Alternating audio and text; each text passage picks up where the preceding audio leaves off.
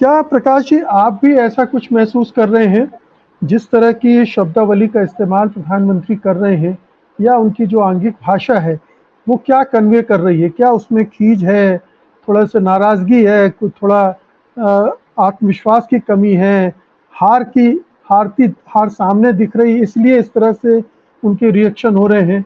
आपने अभी उनकी रोड शो में भी आप मौजूद जी थे। जी मुकेश जी, मैं अभी उनके रोड शो में गया था इंदौर में। उनका कोई भाषण नहीं था, केवल रोड शो था।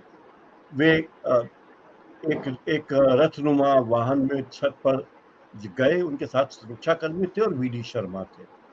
और इंदौर का ये रोड शो 3 विधानसभा क्षेत्रों से गुजरा, इंदौर 1, इंदौर 3 और इंदौर 4 से।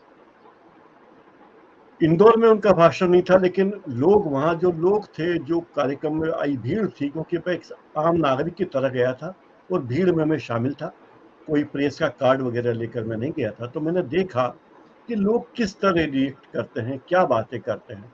इंदौर के उस इलाके में, राजवाड़ा इलाके में, बहुत से मुस्लिम लोगों का कारोबार भी है और वे लोग भी उस रोड शो में शामिल हुए थे दर्शक के तौर पर। उन्हें इस बात का बहुत अजीब लग रहा था कि प्रधानमंत्री आज शाम को आए, लेकिन कल सुबह से पूरे इलाके में बैरिकेडिंग हो गई, लोग बहुत परेशान हुए। त्योहार का समय है, जाहिर है बिजनेस का समय, तो लोगों पे खींच थी कि मोदी जी ऐसा क्यों करते हैं। फिर झाबुआ में उन्होंने जो बात कही, उस पर मेरी एक बोहरा युवक से बात हुई। उसने कहा कि मैं सूरत का रहने वाला हूँ, लेकिन जो बातें उन्होंने कही है प्रधानमंत्री जी ने कि मूर्खों का सरदार और कांग्रेस के नेता, इनके दादा दादी, नाना नानी, मम्मी, जो भाषा उन्होंने वापरी है, इस्तेमाल की है, वो ठीक नहीं है। प्रधानमंत्री जैसे पद पर बैठे हुए व्यक्ति से ऐसी भाषा की उम्मीद नहीं की जाती। पार्षद से भी उम्मीद नहीं की जाती कि वो ऐसी भाषा बोले, लेकिन प्रधानमंत्री चूंकि बहुत बड़े पद पे हैं, उनसे ये अपेक्षा नहीं है। लेकिन लगता यह है कि प्रधानमंत्री मोदी जिस तरह से रैलियां कर रहे हैं, एक हफ्ते में 3 बार वो मध्य प्रदेश के दौरे पे आए, इसका मतलब है कि उन्हें लग रहा है कि हालत ठीक नहीं है। पिछले चुनाव में, 2018 के चुनाव में, ये सारी भूमिकाएं अमित शाह ने निभाई थी। उन्होंने ही रोड शो किए थे, उन्होंने ही आम सभाएं बहुत देरी की थी, और नतीजा ये हुआ था कि बीजेपी को बहुमत नहीं मिला। तो शायद बीजेपी को ये डर है कि नरेंद्र मोदी के चेहरे से फायदा होगा। लोगों को लगा था कि आज उनके साथ उस चुनावी रथ पर शायद शिवराज सिंह चौहान होंगे, लेकिन ये पार्टी की यात्रा थी, इसलिए वो नहीं थे।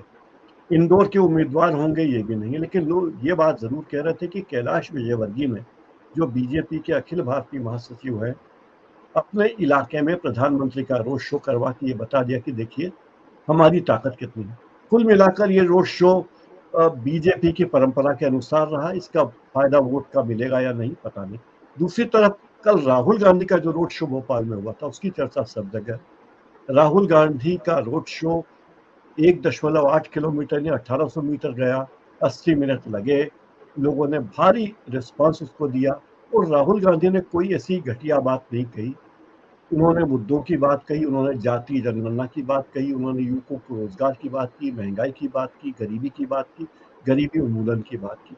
तो मुझे लगता है कि प्रधानमंत्री अपने अपने ट्रैक से उतर रहे हैं, राहुल गांधी नहीं उतरे हैं। राहुल गांधी संयत है, शायद वे आश्वस्त हैं, और राहुल गांधी बार बार कह रहे हैं कि हम 150 सीटें लाएंगे। अब इस बारे में तो कुछ कहा नहीं जा सकता, लेकिन दोनों पार्टियों के दावे की 150 सीटें आएगी। कुल मिला के यही जी हालत है। जी। बिल्कुल। सत्य हिंदी का ऐप डाउनलोड करें गूगल प्ले स्टोर पर।